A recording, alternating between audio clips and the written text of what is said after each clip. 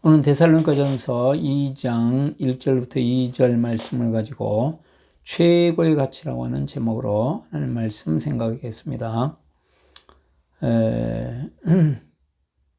광고 말씀 드리고 설교 시작하겠습니다.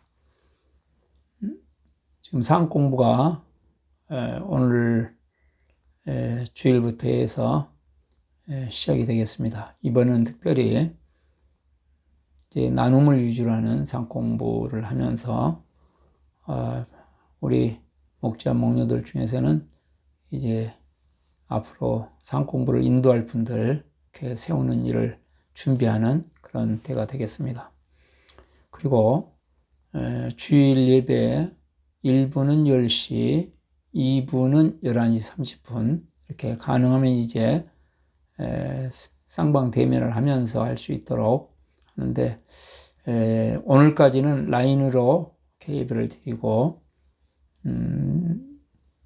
다음 주부터는 줌을 통해서 예배를 드리겠습니다. 라인이 여러 가지 문제가 있어서 그러기 위해서 내일 새벽부터 곧바로 줌으로 전환을 해서 예배를 이렇게 드리도록 하겠습니다. 준비해 주시면 대단히 감사하겠습니다. 오늘 말씀의 제목은 다시 최고의 가치입니다. 그리고 주제는 복음은 최고의 가치다. 이것이 주제가 되겠습니다. 복음이 얼마나 가치 있는가 하는 것을 오늘 데살로니가전서 2장 1절부터 2절 말씀을 통해서 하나님께서 우리에게 들려주시고 있습니다. 바울 사도께서 데살로니가로 오는 길에 빌립보에서 참 어려운 일을 많이 당했습니다. 감옥에도 갇히고 또 매도 맞고 참 힘든 일들을 많이 겪었는데 그 고난과 모욕을 당해도 절대로 포기할 수 없을 정도로 중요하다. 그러니까 우리 쪽에서 보면 경제적인 손해, 명예의 손해, 인격의 손해, 시간의 손해, 이렇게 손해를 보면서 꼭 할 필요가 있을까 하는 생각이 들 것 같은데 그럼에도 불구하고 환영받지 못하고 심한 반대가 있음에도 불구하고 모욕하고 고난을 당하고 힘들음에도 불구하고 그 길을 가는 것은 복음이 최고로 가치가 있기 때문이다 하는 말씀입니다. 왜냐하면 하나님께서 우리에게 주신 최고의 선물이 무엇입니까? 복음이죠. 어떤 것과도 비교할 수 없는 최고의 선물, 그것이 복음입니다. 근데 이제 문제는 뭐가 문제입니까? 참 복음을 믿었고 복음을 가지고 있고 우리가 얼마든지 풍성하게 할 수 있는 복음의 가치를 여러분이나 저나 잘 모른다는 것이 좀 문제인 것 같습니다. 꼭 하다미가 부모님이 얼마나 소중한지 그 가치를 잘 모르고 있는 것과 비슷하지 않을까 생각합니다. 하나님께서 우리의 인생을 정말로 좌지우지하시는 분이라고 믿으십니까? 감사합니다. 또 우리의 모든 인생을 하나님께서 반드시 정확하게 평가하시고 심판하실 거라고 믿습니까? 네. 그 하나님께서 성경을 통하여 웅장한 말씀으로 곳곳에 특별히 신약 성경에 그냥 넘치도록 계속 말씀하고 있는 것이 믿든지 믿지 않든지 간에 모든 사람에게 가장 중요한 것이 무엇이냐? 그것은 복음이다. 그렇게 말씀하고 있습니다. 복음은 최고의 가치다. 복음이 정말로 가치 있다는 것을 깨닫고 그 다음에 그것을 마음에 담고 사는 사람을 뭐라고 그러냐? 믿음의 사람이라고 합니다. 믿음이 성장했다. 그 말을 다른 말로 바꾸면 복음이 얼마나 가치 있는지를 깨닫고 실제적으로 복음을 가지고 사는 사람을 성숙한 믿음을 가지고 사는 사람이다. 그랬어요. 그러므로 복음으로 사는 사람은 최고로 가치 있는 삶을 사는 사람입니다. 이 땅에서 정말로 성공한 사람, 제대로 성공한 사람, 영원히 성공한 사람이 누굽니까? 우리는 자본주의 사회에 있어서 벌써 여러분이 나잖아. 돈으로 딱 들어갑니다. 돈 많이 버는 사람. 성공한 사람이라고 그러죠. 그러나 하나님께서는 실상을 말한다. 그것은 복음을 체험하고 복음을 전하는 삶이 가장 성공하는 사람이다.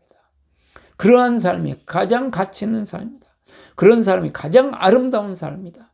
그러한 삶이 가장 영광스러운 삶이라고 말씀하고 있습니다.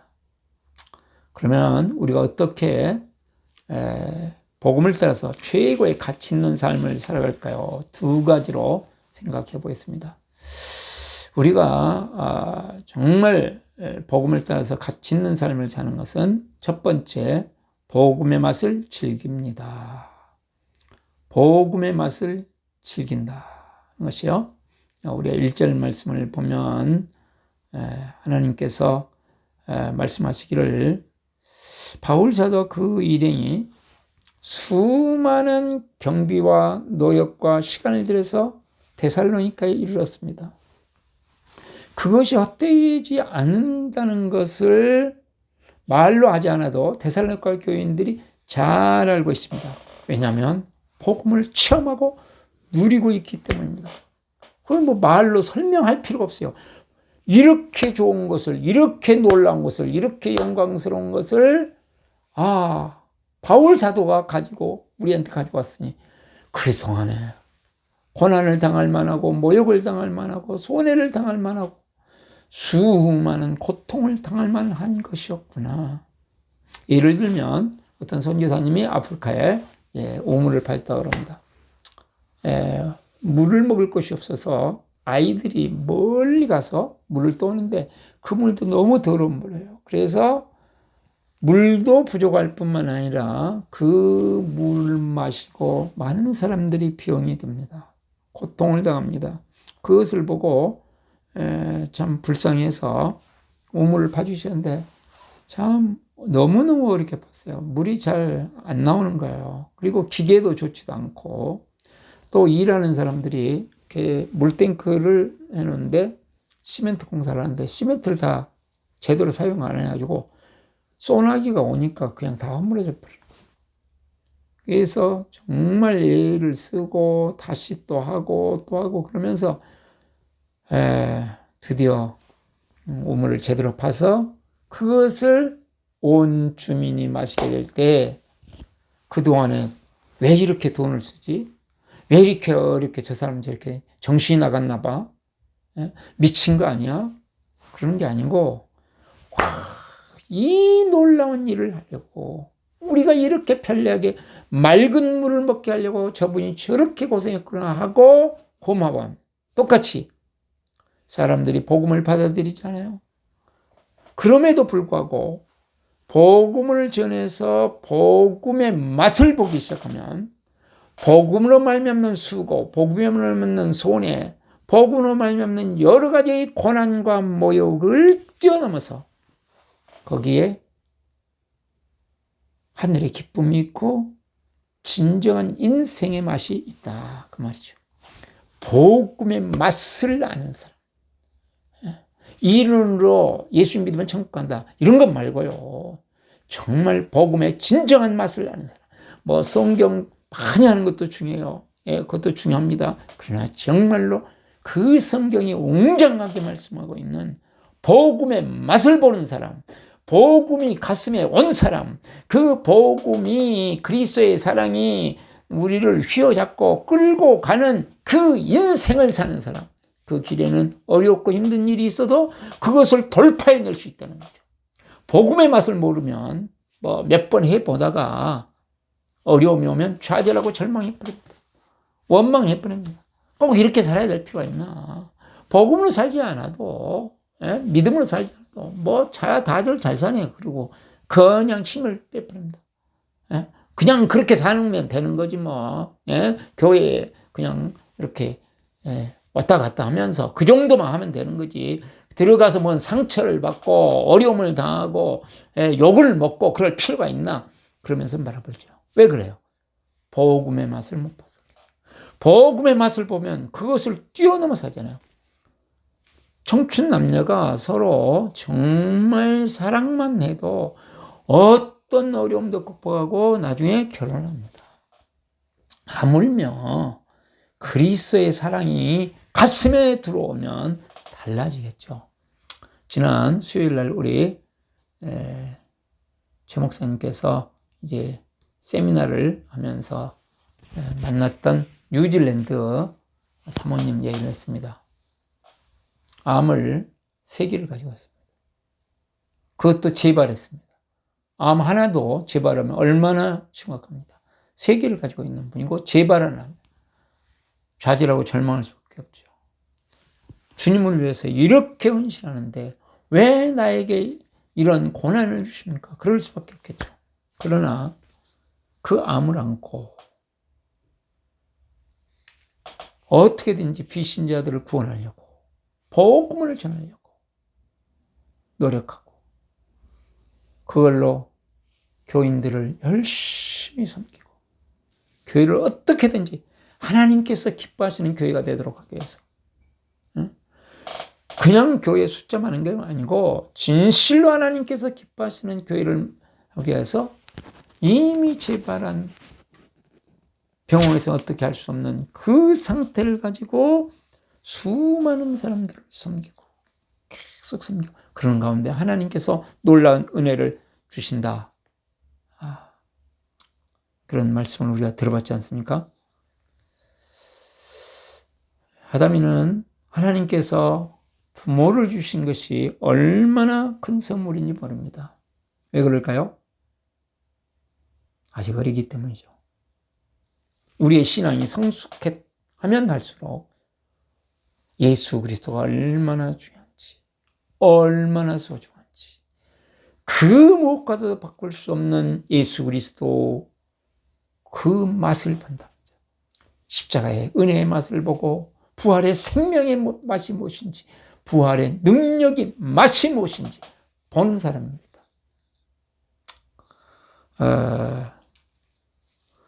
우리에게 하나님께서 주신 선물이 이제 많이 있는데요. 예수 그리스도가 최고예요. 그 복음을 우리로 하여금 가지고 살도록 하기 위해서 섬기라고 하나님께서 보여내 주시는 분들이 있습니다. 그분이 누굽니까? 목자 목녀죠. 목자 목녀가 다 자기의 삶이 있는 사람들이에요. 그럼에도 불구하고 어떻게든 이 목장 식구들이 복음의 맛을 보도록 하려고, 복음으로 살게 하려고 그 시간을 내서 섬기고 물질 들여서 섬기고, 이렇게 섬기는 사람들 그렇게 많지 않습니다. 그렇다 해서 뭐 폼이 나는 것도 아니고, 그럼에도 불구하고 우리가 복음의 맛을 보는 사람은 다른 사람들에게 감사하면서 기뻐하면서 성경에 있는 말씀처럼 살아가는 사람이 될 수밖에 없는 것이죠. 복음의 맛을 보지 못하도록 우리는 본래가 그렇게 되어 있습니다. 밥, 국, 일반적인 이런 것들 별로 뭐 맛이 그렇게 있지 않잖아요. 라면, 치킨, 피자, 튀김, 술, 담배 이런 것에요 맛을 들이기 시작하면 그냥 국밥은 별로지 않습니까? 암에 걸리거나 그러면 그것을 회복하기 위해서 무엇부터 합니까?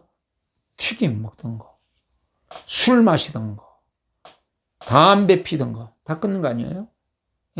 피자, 치킨, 그렇게 맛있던 거, 자극적인 거 다 끊죠. 우리의 영혼도 마찬가지입니다. 우리는 이미 예수님을 믿기 전부터 세상이라는 것에 중독되어 있습니다. 지금도 세상이 문화 속에서 우리가 살고 있고요. 윤리 도덕에 중독되어 있습니다. 복음의 맛을 보기가 쉽지 않습니다.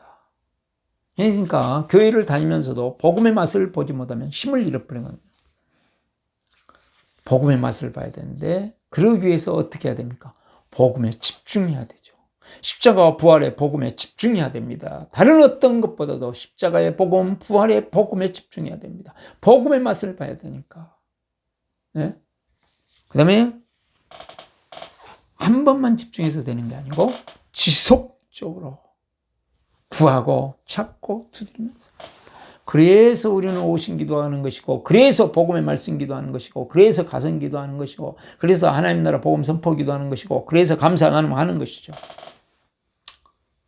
그래서 집중하기 위해서 어느 때는 나만의 장소, 요즘 이제 예배당에 오시는 분들도 계시고 예배당으로 오든지, 그럼 집에서도 우리가 장소를 가게 하려면 우리 박전희 전님이 가르쳐 주신 대로 책상 하나 딱 놓고 그걸 기도의 책상으로 만들어 놓고 그렇게 하든지, 어떻게든지 이 시간을 가져야죠.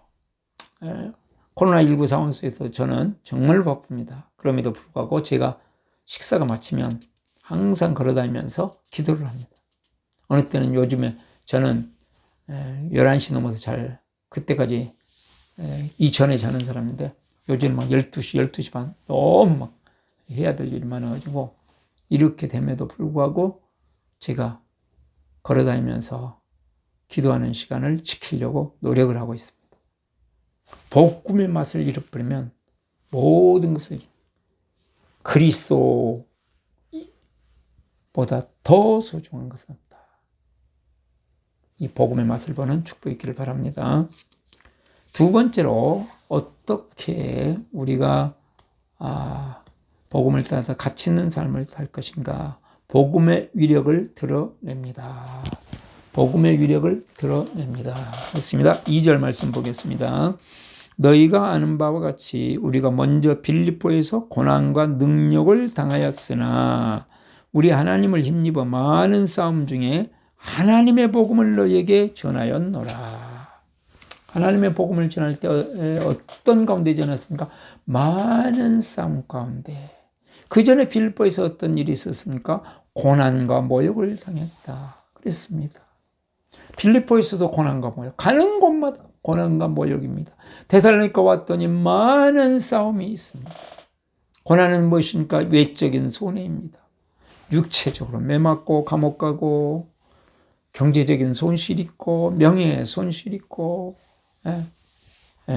모욕이 인격적인 손해, 명예의 손해. 은장색, 필리포에서요. 은장색이 귀신 들린 여종이 귀신이 나가고 나니까 자기가 손해봤다 해가지고 뒤집어 쓰여가지고 아주 나쁜 사람이라고 만들어놨지 않습니까? 그럼에도 불구하고 하나님의 복음을 빌립보에서 전하지 못하니까 데살로니가 전하지 못하니까 고린도 계속 끊임없이 복음을 전할 수 있는 것을 찾아서 전하고 또 전합니다. 아니 그렇게 반대하고 그렇게 싫으면 그냥 안 하면 되잖아요. 마음 편하게 그냥 살면 되죠. 뭐 마음 편하게 살지. 왜 그렇게 막 그것 때문에 어려움을 당하고 그러면서 살 필요가 있느냐 이런 생각이 들지 않겠습니까? 그러나 탕자를 향하신 아버지의 마음을 잃어버릴 수 없어요. 그래서 이 복음의 맛을 보았기 때문에 이제는 복음을 드러내면서 삶을 통해서 드러내고 간증을 통해서 드러내면서 그러면서 살 수밖에 없다고 말이죠.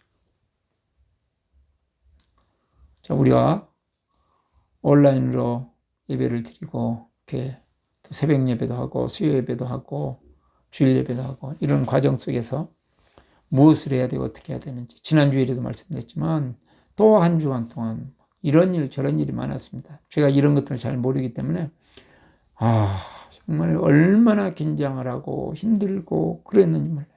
새벽에 일어나서 보니까 인터넷이 안 되는 경우도 있고 그 끝나고 나서 막 몸부림을 쳐야 되고 그럼에도 불구하고 이것을 통해서 어떻게 해서든지 우리가 주님을 만나고 우리 성도들이 주님을 만나고 그러면서 믿음과 생명의 길을 가면서 복음을 드러내는 그런 사람으로 살도록 해야 되겠다 하는 그런 마음이었습니다. 우리가 지금 현재 이 사회에서 복음을 드러내려면 이미 교회는 땅에 들었기 때문에 관계를 가지고 1:1 관계를 가지고 접근하는 수밖에 없습니다. 복음을 드러내려면 우선 관계를 잘해야 됩니다. 그래서 나하고 다른 사람이 사랑의 관계, 신뢰의 관계, 희망의 관계가 맺혀야 돼요. 사랑과 신뢰 관계를 맺는 관계를 맺기 위해서 우리는 뭘 해야 돼요? 쌍방대화를 하잖아요. 그래서 가르치고 지적질하고 이런 습관을 우리의 삶에서 다 빼는 거죠. 수용하는 거. 그대로 수용하는 거. 상대방이 뭐 말하는 것을 그대로 일단은 수용해요. 일단은 수용. 내 사고방식에서 벌써 정죄하고 막 가르치려고 그러고 지적질하고 그거 뽑아내야 되는 거죠. 그리고 상대방이 말하면 반응하죠. 반응은 두 가지입니다. 첫 번째가 감탄사, 추임새. 아, 오, 예. 그 다음에 그랬구나. 아, 그랬구나. 예, 그랬군요. 그리고 그 마음을 알아주는 거, 공감. 그러면서 뭐 합니까? 칭찬해 주는 거. 예, 남을 비웃거나 비꼬거나 그런 게 아니고, 예? 이게 이제 자칫 잘못하면 그렇게 그것이 더 친한 관계에 좋다 이렇게 생각을 하거든요. 근데 그것보다 훨씬 중요한 거 찾아서 잘 안 되니까요. 찾아서 칭찬을 해주고 그러면서 관계를 맺어가는 거죠. 저는 만나면 좋은 일, 힘든 일 물어보고 그 다음에 상대방이 말을 하면 같이 그대로 수용하고 그러면서 반응해주고 마음을 알아주고 그리고 칭찬해주고 그러면서 우리가 지금 하고 있는 것이 감사 나눔 운동이잖아요. 그래서 감사 나눔을 또 쫙 하면서 내 사고방식이 바뀌고 우리 천천히 우리 주위의 모든 사람을 보는 시각이 달라져야 돼요. 그게 이제 감사 나눔의 중요한 것입니다.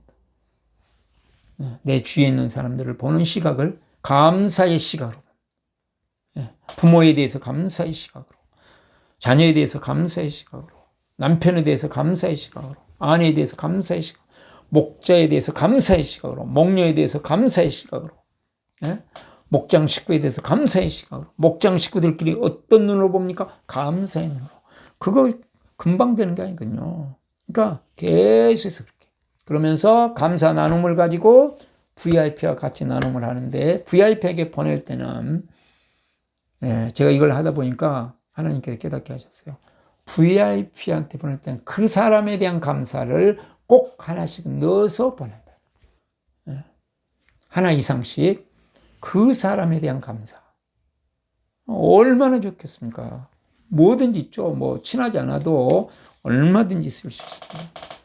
그러면서 복음을 드러낸다. 복음이 내 안에 있는 사람, 복음을 체험하고 사는 사람 얼마나 좋습니까? 최고로 가치 있는 사람은 복음을 맛보는 사람이고 최고로 성공적인 사람은 복음을 전하면서 들으면서 사는 사람입니다. 우리 이제 이돈 장로님 설교 많이 들었잖아요. 근데 9월 3일 날 돌아가셨더라고요. 이 장로님이 위암이 발견돼가지고 한 달 만에 돌아가셨는데 돌아가시기 바로 직전에 이렇게 녹음을 해놨더라고요. 그 내용이 뭐였냐면 예수 믿으면 천국, 예수 믿지 않으면 지옥. 지금 죽음이 오는 상황 속에서 예수 믿으면 이제 자기의 죽음에 대한 소식을 듣는 사람들에게 어떻게든지 지금은 미디어의 시대니까 이분들에게 전해주고 싶은 거예요. 죽음 앞에서도 예수 믿으면 천국, 예수 믿지 않으면 지옥. 그 말을 해주고 떠나고 싶은 거예요. 네. 얼마나 놀라운 삶입니까? 죽음이 지금 몰려오고 죽음이 자기를 짓누르고 통증이 자기를 짓누르는 가운데서 마지막 숨을 쉬고도 예수 믿으면 천국, 예수 믿지 않으면 지옥이다. 실제로는 하나님 천국을 주신 감사합니다. 이것도 정말 좋은 일이잖아요. 그러나 주위에 지금 믿지 않으면서 알고 있는 사람이 너무 많으니까 이 사람들에게 해줄 이야기를 마지막 녹음을 해서 전할 수 있도록 예수 믿으면 천국, 예수 믿지 않으면 지옥, 명확하게 복음을 이야기하고 이 세상을 떠났습니다. 가치 있는 삶이죠. 우리는 오래 사는 거 좋습니다.